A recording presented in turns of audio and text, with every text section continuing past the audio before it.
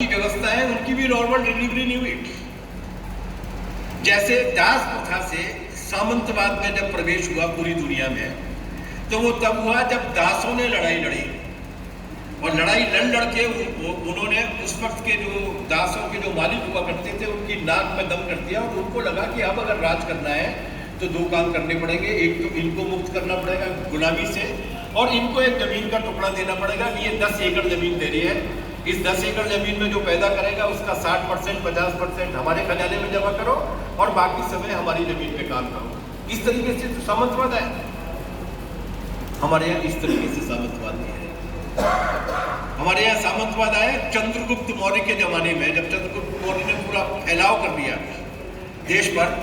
उस वक्त उस पूरे देश पर कंट्रोल करना के लायक सेना भी नहीं थी, पैसा भी नहीं था, सामर्थ्य भी नहीं थी। क्या किया उसने? जागीरें बांटी।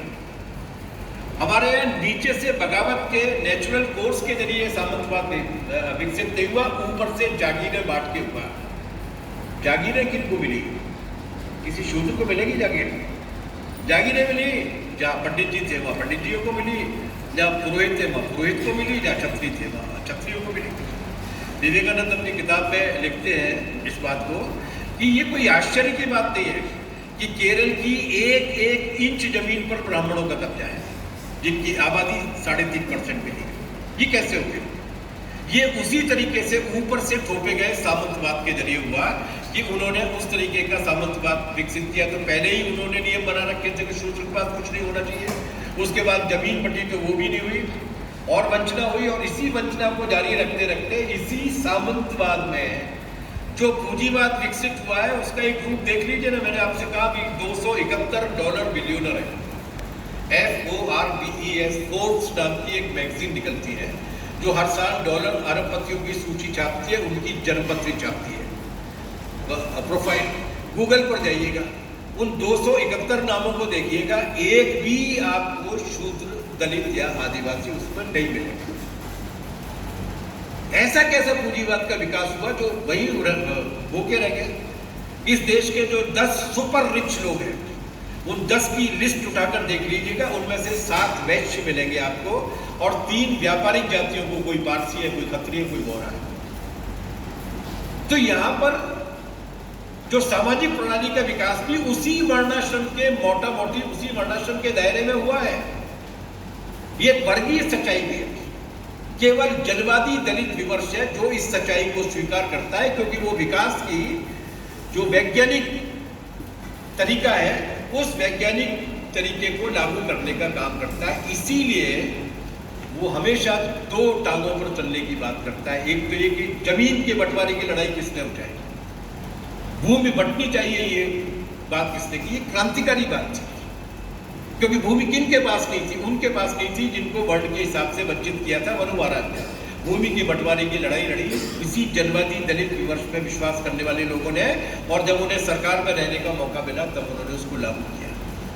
दूसरी जड़ जो थी वो शिक्षा पे थी।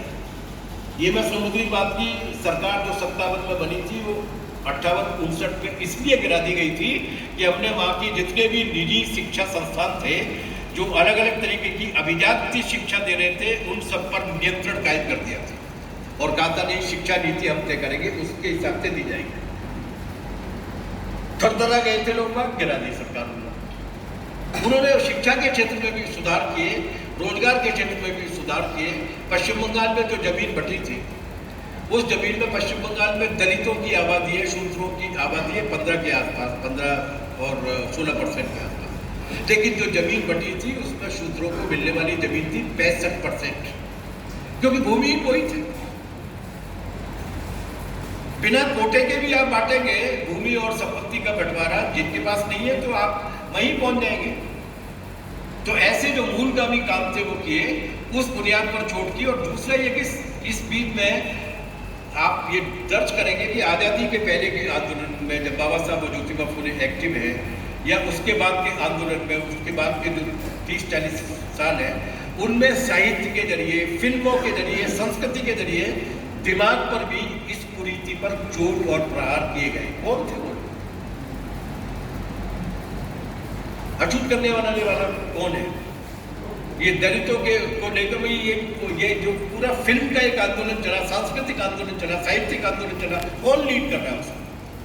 प्रेमचंद लीड कर रहे हैं, प्रगतिशील लेखक संघ, निर्वाचित लेखक संघ के लोग, वो फिल्म निर्माता जो इस विचारधारा के साथ है वो हमला कर रहे हैं। तो दोनों तरीके से हमला किया गया, इसलिए असम में आंदोलन हुई है। और इसीलिए हम ये मानते हैं कि ये जनवादी दलित विमर्श का मतलब ये है कि इससे दोनों तरफ की लड़ाई लड़नी पड़ेगी।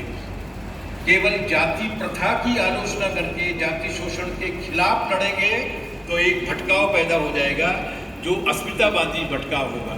केवल वर्ग संघर्ष करती रहेगी, ट्रेड यूनियन और जाति के सवाल को नहीं उठाएगी, केवल वर्ग संघर्ष करती रहेगी, महिला समिति और जाति के सवाल को नहीं उठाएगी तो एक भटकाव पैदा हो जाएगा। दोनों ही मोर्चों पर एक साथ लड़ाई लड़नी पड़ेगी। और जनवादी दलित विपक्ष का ये मानना है कि भूमि का सवाल हो, रोजगार का सवाल हो, शिक्षा का सवाल हो, बराबरी का प्रश्न हो, और उसी के साथ साथ सामाजिक दूरी के हिसाब से इस चेतना पर हमला करने का प्रश्न हो, ये सारी चीजों पर करना होगा। और इसीलिए मनुस्मृति पर पूरी ताकत के साथ आपके बात दोनों है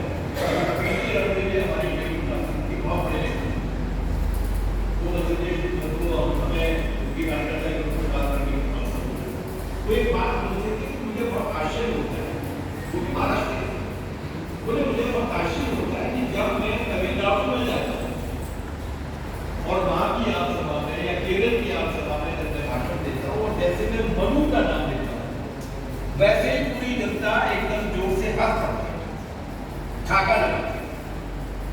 और इधर जब आता हूँ हिंदी पट्टी में तो मैं मनु का नाम लेता हूँ तो हलचल ही नहीं होती, क्योंकि उन्होंने सिलसिलेवार तरीके से मनुस्मृति के खिलाफ वैचारिक लड़ाई लड़ी। दक्षिण में द्रविड़ आंदोलन ने काम किया, वही काम हमें अपने क्षेत्रों में भी करना पड़ेगा, बिना इस हिचक के कि अगर मनुवाद पर हमला करेंगे तो फलाना नाराज हो जाएगा, दिखाने वाले को बुरा लग जाएगा। ये बुराई की चिंता छोड़िए, पूरी दृढ़ता के साथ उस काम को कीजिए। और जो अस्मितावादी आपसे कहते हैं ना किसी तरह ये चुनी की जात कौन सी थी और सुरेंद्र मलिक क्या है और सविता क्या है, उन सारे लोगों से ये कहिए कि आप अम्बेडकर साहब ने किससे शादी करी थी? वो तो सविता अम्बेडकर से ही की थी ना, तो ब्राह्मणी थी। ये तो हो गया उनका निजी जीवन, लेकिन वो कितने ज़्यादा सतर्क थे। मैं एक उदाहरण आपको दे रहा हूँ। उन्होंने घोषणा की कि मनुस्मृति को आग लगाई जाएगी, तारीख की घोषणा करते हैं। महाराष्ट्र की ब्राह्मण सभा के अध्यक्ष ने उनके लिए चिट्ठी लिखी